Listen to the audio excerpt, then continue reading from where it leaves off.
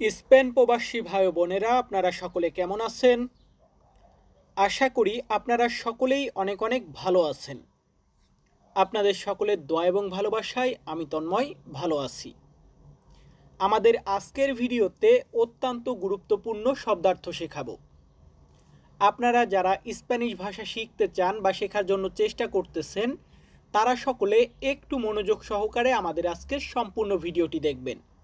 কারণ আজকে আমরা চমৎকার কিছু শব্দার্থ রেখেছি, যেগুলা দৈনন্দিন কাজে আমাদের দরকার হয়। তো আর বেশি কথা বলবো না, চলুন আমাদের আজকের ভিডিওটি শুরু করা যাক। আমাদের এখানে প্রথম শব্দটি রেখেছি শুভ সকাল। শুভ সকাল, এটাকে স্প্যানিশ ভাষাতে আমরা বলবো বুয়েন দিয়া। বুয়েন দিয়া মানে হচ্ছে শুভ সকাল। শুভ সকাল, গুড মর্নিং, এটাকে আমরা স্পেনে বলি বুয়েন দিয়া। এরপর আমরা রেখেছি শুভরাত্রি। শুভরাত্রি, এটাকে স্প্যানিশ ভাষাতে বলা হয় বুশেনাজ নোচেস। বুশেনাজ নোচেস মানে হচ্ছে শুভরাত্রি। এরপর আমরা রেখেছি শুভ নববর্ষ। শুভ নববর্ষ, এটাকে স্প্যানিশ ভাষাতে বলা হয় ফেলিস আনিও নুয়েভু। ফেলিস অনিও নুয়েভু। তো নুয়েভু উচ্চারণটা ওইখানে লেখা হয় না, এটা একটা মিস্টেক হয়ে গেছে। তো আমরা পরবর্তী শব্দতে যাব। পরবর্তী শব্দটি আছে তিয়েম্পো। স্প্যানিশ শব্দার্থ তিয়েম্পো মানে হচ্ছে সময়। সময় বা টাইম, এটাকে আমরা স্পেনে বলি তিয়েম্পো। এরপর আমরা রেখেছি সকাল। সকাল, এটাকে স্প্যানিশ ভাষাতে বলা হয় মানিয়ানা। স্প্যানিশ শব্দার্থ মানিয়ানা মানে হচ্ছে সকাল। এর পরবর্তীতে আমরা রেখেছি আজকে। আজ বা আজকে, এটা বলতে গেলে আমরা স্প্যানিশ ভাষাতে বলবো অয়।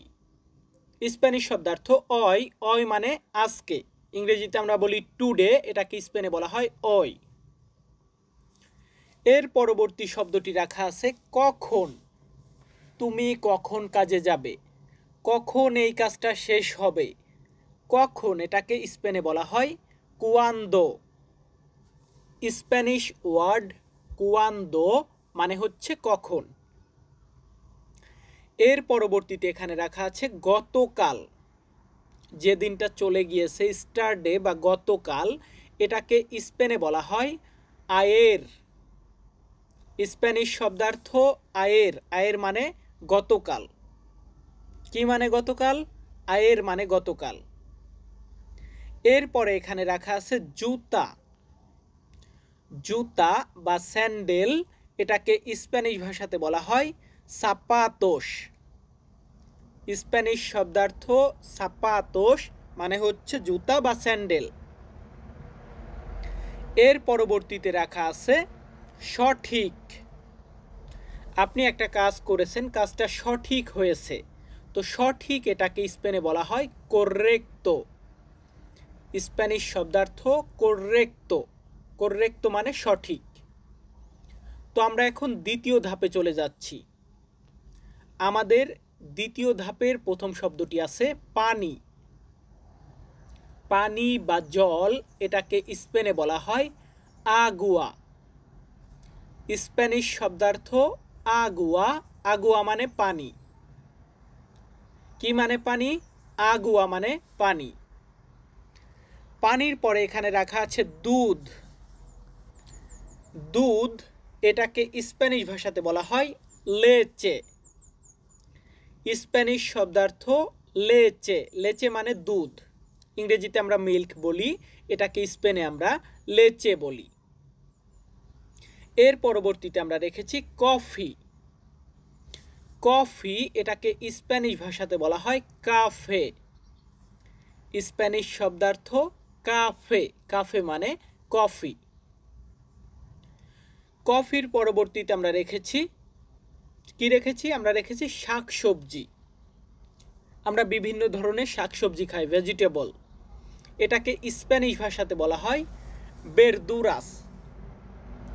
স্প্যানিশ শব্দ বেরদুরাস, বেরদুরাস মানে শাকসবজি। এর পরবর্তীতে রাখা আছে পেঁয়াজ।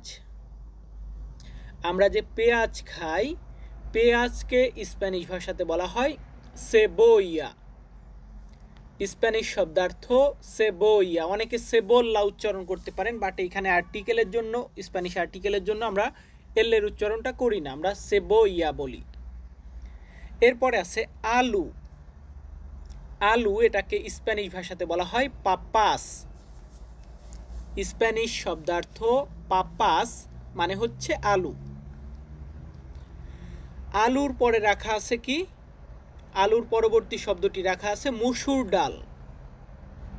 ভিউয়ার্স, আমরা আঞ্চলিক ভাষায় মসুরের ডাল বা মসুরির ডাল এমনটা বলতাম, তো এটাকে স্পেনে আমরা বলি লেন্তেখাস। স্প্যানিশ শব্দার্থ লেন্তেখাস। লেন্তেখাস মানে মসুর ডাল। এরপরে রাখা আছে মাংস। মাংস বা গোস্ত, এটাকে স্প্যানিশ ভাষাতে বলা হয় কার্নে। স্প্যানিশ শব্দার্থ কার্নে মানে হচ্ছে মাংস। মাংসর পরবর্তী শব্দটি কি রাখা আছে? মাংসর পরে এখানে রাখা আছে ভাত। ভাত এটাকে স্প্যানিশ ভাষাতে বলা হয় আররোস। স্প্যানিশ শব্দার্থ আররোস মানে হচ্ছে ভাত। ভাতের পরবর্তী শব্দটি এখানে আছে রুটি। ভিউয়ার্স, রুটি এটাকে স্পেনে বলা হয় পান। এটা একটা ইতালিয়ান শব্দ, ইতালিয়ান উচ্চারণ হয় পানে, পানে, তবে এটাকে স্পেনে উচ্চারণ করে পান। পান মানে রুটি। তো ভিউয়ার্স, আমরা তৃতীয় ধাপে যাব নতুন আরও কিছু শব্দ শেখার জন্য। আমাদের এখানে প্রথম শব্দটি আছে ঝাড়ু। ঝাড়ু এটাকে স্প্যানিশ ভাষাতে বলা হয় এসকোবা। স্প্যানিশ শব্দার্থ এসকোবা মানে হচ্ছে ঝাড়ু। কি মানে ঝাড়ু? এসকোবা মানে ঝাড়ু।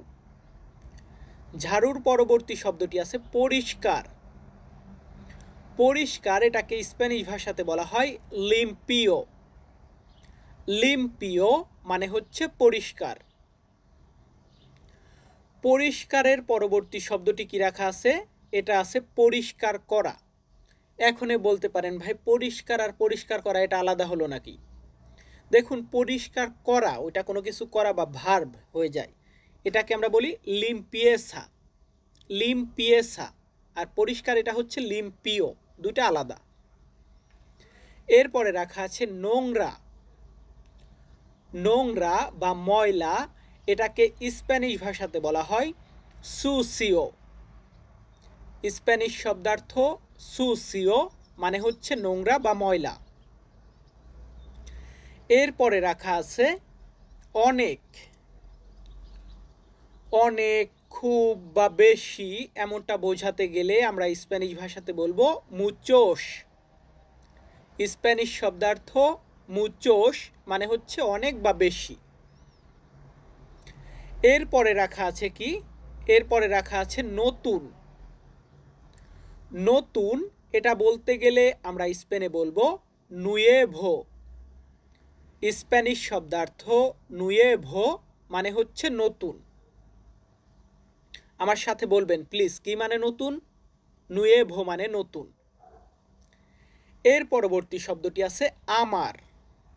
আমার, তোমার। তো আমার ইংরেজিতে আমরা মাই বলি, এটাকে স্পেনে আমরা মি বলি। স্প্যানিশ শব্দার্থ মি। মি মানে আমার। এরপরে রাখা আছে কি? এরপরে রাখা আছে সাথে। তুমি আমার সাথে কাজ করবে। তোমার বসের সাথে কেন ঝামেলা করেছো? ভাতের সাথে মাংস খাবে। মোট কথা সাথে এটা বলতে গেলে আমরা স্পেনে বলি কোন। ইংরেজিতে যে ক্ষেত্রে আমরা উইথ ব্যবহার করি, উইথ মানে সাথে, তো এটাকে আমরা বলবো কোন। এরপর আছে কিভাবে। কেমন বা কিভাবে এটাকে স্প্যানিশ ভাষাতে বলা হয় কোমো। স্প্যানিশ শব্দার্থ কোমো মানে কেমন বা কিভাবে। তো কিভাবের পরবর্তী শব্দটি আমরা রেখেছি কোথায়। কোথায় এটা বলতে গেলে স্পেনে আমরা বলি দোন্দে। স্প্যানিশ শব্দার্থ দোন্দে মানে হচ্ছে কোথায়। সো ভিউয়ার্স, আমরা এখন লাস্ট ধাপে যাব। লাস্ট ধাপে আমরা 5টা শব্দার্থ শেখাবো। আমাদের এই ধাপটির প্রথম শব্দটি আছে ভেজা। বৃষ্টি এসে সব কিছু ভিজে গিয়েছে বা পানি লেগে ভিজে গিয়েছে। ভেজা এটাকে আমরা স্পেনে বলবো উমেদো। উমেদো স্প্যানিশ ওয়ার্ড, এটার বাংলা হচ্ছে ভেজা। এর পরবর্তী শব্দটি আছে শুকনো। শুকনো বা শুকনা এটাকে স্পেনে বলা হয় সেকো। স্প্যানিশ শব্দার্থ সেকো। সেকো মানে শুকনো। এরপর কি রাখা আছে? এরপরে রাখা আছে অসুস্থ। অসুস্থ বা আমরা ইংরেজিতে সিক বলি, এটাকে স্প্যানিশ ভাষাতে বলা হয় এনফেরমো। স্প্যানিশ শব্দ এনফেরমো মানে হচ্ছে অসুস্থ। অসুস্থর পরবর্তী শব্দটি আছে বয়স। বয়স এটাকে স্প্যানিশ ভাষাতে বলা হয় এদাদ। স্প্যানিশ শব্দ এদাদ। এদাদ মানে বয়স। এরপরে কি রাখা আছে? আমাদের আজকের ভিডিওর লাস্ট শব্দটি রাখা আছে পাখি। পাখি এটাকে আমরা স্পেনে বলি পাখারো। স্প্যানিশ শব্দ পাখারো মানে হচ্ছে পাখি। সো ভিউয়ার্স, আমি তন্ময় তপু আজকের ভিডিওটা এখানেই শেষ করব। যারা সম্পূর্ণ ভিডিওটা দেখেছেন তাদের সকলকে অসংখ্য ধন্যবাদ। আশা করি আবারও নতুন কোনো ভিডিওতে দেখা হবে। ধন্যবাদ।